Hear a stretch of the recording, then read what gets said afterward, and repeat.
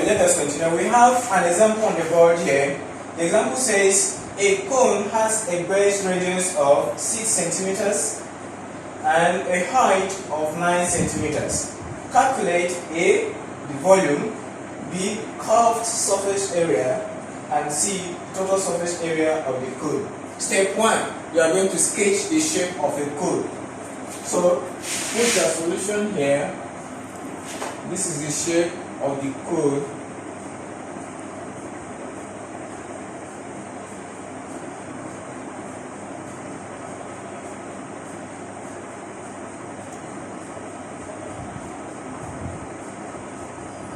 Okay, now let's level it.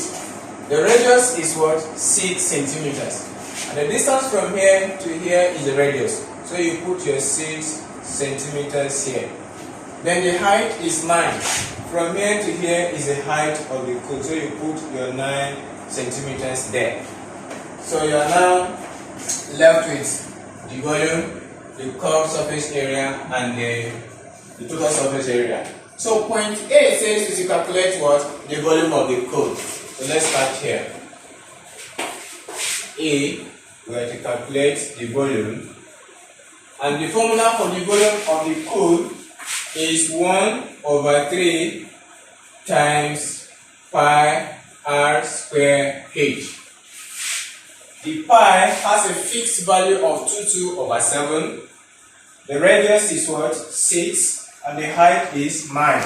Substitute in to the formula, you have 1/3 times 22/7 for pi times 6, which is 6 times 6, because r raised to power 2, it means 6 should be written in 2 places, and times the height is what? 9.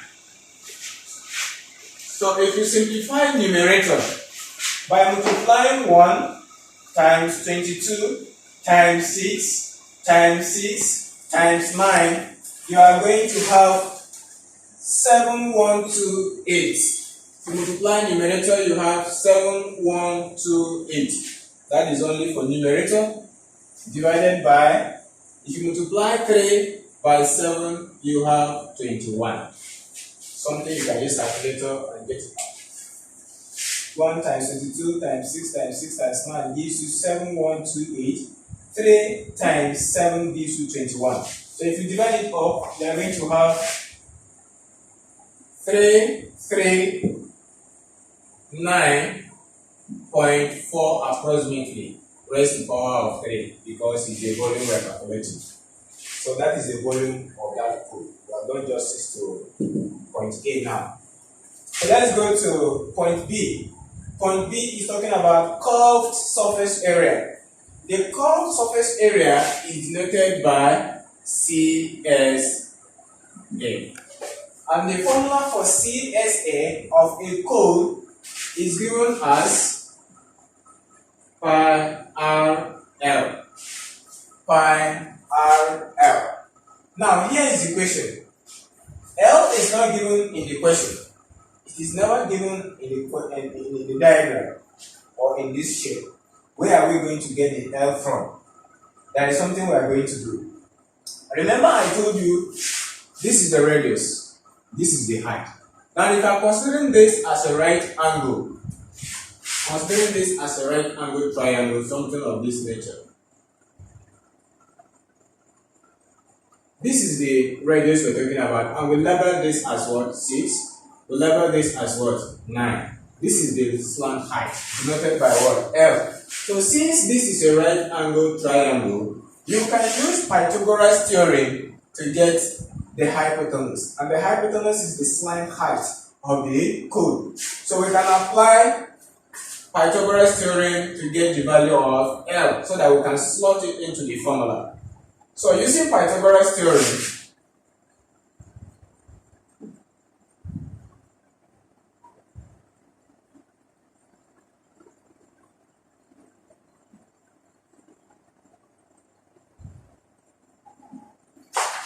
I'll make use of this place. Using Pythagoras theorem, L is equal to 6 squared plus what? 9 square. That is according to the rule. L square will be equal to 6 square plus 9 square. Because Pythagoras says in a right angle triangle, the squares on the hypotenuse side is equal to the squares on the two adjacent sides. So 6 square gives us 36 plus 9 square gives us 81.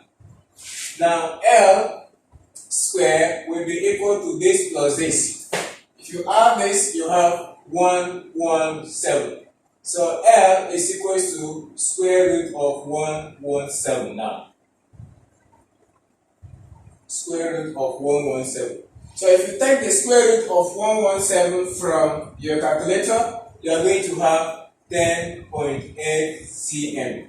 That is the value of the L, the slant height. The distance from here to here is gotten down to be what? 10.8 cm. So we can now use this formula now for CSL. Now CSL is equal to pi RL. What is pi? 2 over 7. What is R? Is 6. Then what is L? Is what? 10.8. 10.8. Now you use a calculator and multiply numerator. 22 times 6 times 10.8. 22 times 6 times 10.8. If you multiply it, you're going to have 1425. 1425.6. You divide it by 7. Remember, you are going to do 22 times 6 times 10.8. You are going to have this figure 1425.6. And you divide it by this 7 as your denominator. So when you divide that by 7, you are going to have 204 cm square, because it's the area you are calculating. So that is the curved surface area of the cone. We have done justice to point B. So let us look at the total surface area of the cone now. That is point C. TSA. The formula for total surface area is still somewhere here, which is pi r bracket open r plus L. You bring it forward.